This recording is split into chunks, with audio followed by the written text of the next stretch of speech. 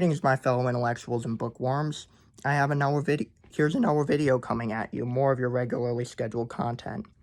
I hope to increase my upload schedule because currently I'm uploading sometimes twice a week and then dropping off for a month or more. And I really feel like you guys would benefit from more content, especially since I have more time with the pandemic. And also I'm reading more books and I have more rants and more thoughts and so on for you. So I'm going to do more. Today we're going to be reviewing this book, Planet of Slums by Mike Davis.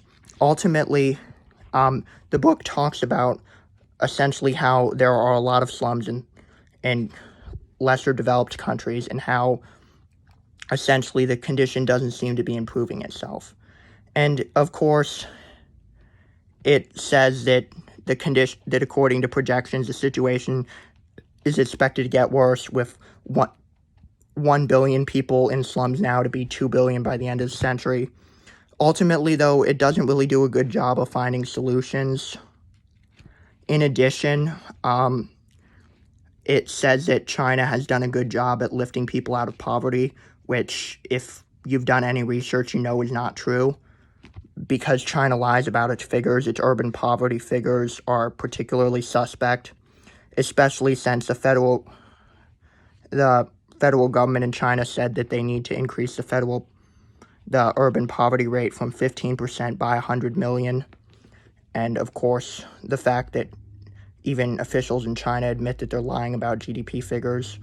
So this book kind of bites the bullet and assumes that all of China's figures are correct because, well, I assume it's because most of the analysts believe China's lying about its figures.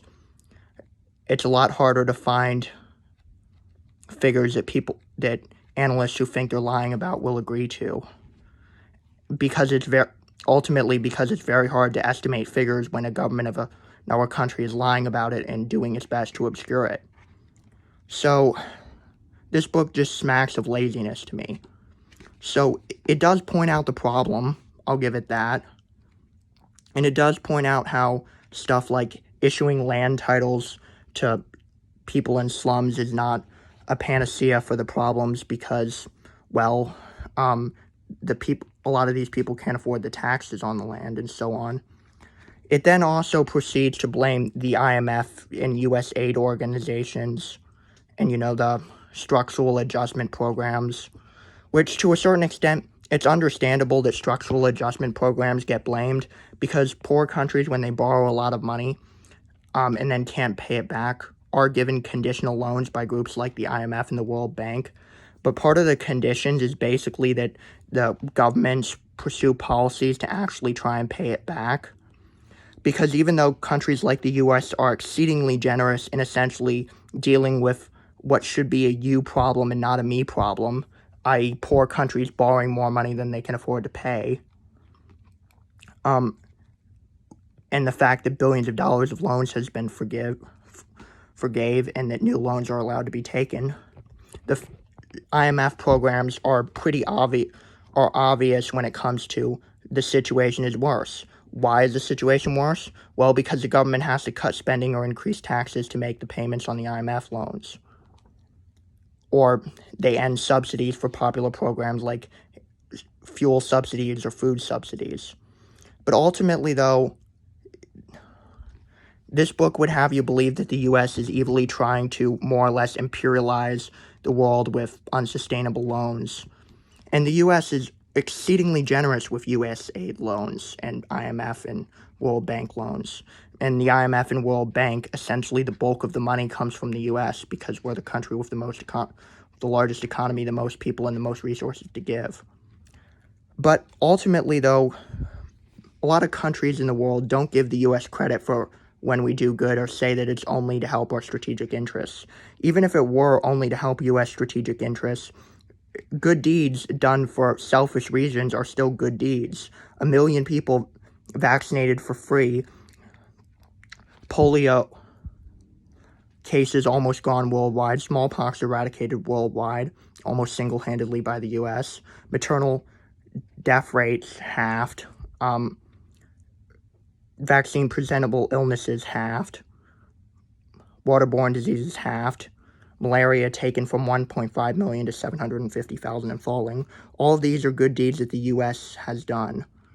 And ultimately, though, it's just that it's convenient to blame the West versus taking responsibility for your own problems. Just like it's easy for countries in Africa and so on to say it's the colonial power's fault that our economy sucks or that GDP per capita isn't increasing. And ultimately, this book would have you believe that the U.S.'s and other countries' attempts to help other countries are being wasted and making the situation worse. And it doesn't propose what it wants us to do instead, because it kind of goes in the points for effort column. If you're unable to help the situation because the situation's too big, but you genuinely try and you at least make some progress, blaming the other person for failure when it's simply too big of a task to deal with is not exactly productive. So it takes a blame the West tact. And I don't disagree with it because I'm an unashamed American nationalist or American imperialist. I have a problem with it because it doesn't propose any solutions other than that stuff like loans for slum improvement, i.e. making horrible living conditions slightly more livable, are bad and essentially keep people in the slums, or funding for demolition of slums, which ultimately or relocation, which puts slum dwellers further away from their jobs and hurts them more economically. It's not hard to tell that such programs are ineffective or make the situation worse. Anyone with a brain could tell you that it's worse. And to a certain extent, slum improvement funds are just something that it'll make the situation somewhat better. And if there's simply no way the central government can build more housing, getting a slum improvement loan from the IMF will help the issue at least somewhat. And although ultimately I agree with the point that slum improvement loans essentially put a Band-Aid over a gunshot wound, what do you want us to do instead? It never answers that.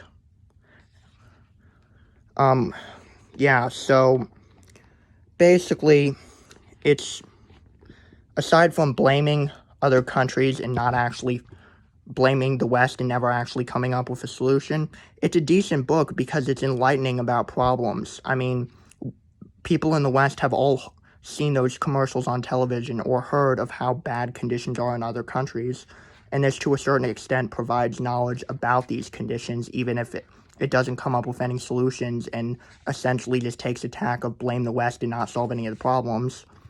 So ultimately, I'm going to keep this book because it answers some questions and it's occasionally worthwhile. Essentially, the analysis is good, but the solutions are lacking. So I'm going to give this book a rating of 3.5 out of 5 stars. So ultimately, I'm not going to recommend that you buy this one. Although, if you are given a chance to pick it up for $1 or cheap or borrow it from a friend for free, you'd be more or less stupid to not take up such an opportunity for learning. So those are my final notes. I want to thank each and every one of you, because obviously without all 49 of you, I wouldn't have a YouTube channel, or at least no one would be viewing them. And I want to thank all 2,000 or 3,000 of you who've clicked through and cumulatively viewed one of my videos. And I want to say to each and every one of you who hasn't subscribed yet, since something like 99% of the people who watch some of my more popular videos don't subscribe, I hope you find my content good, and I would really love to see you subscribed. So this is Sean Hartnett signing out. Bye.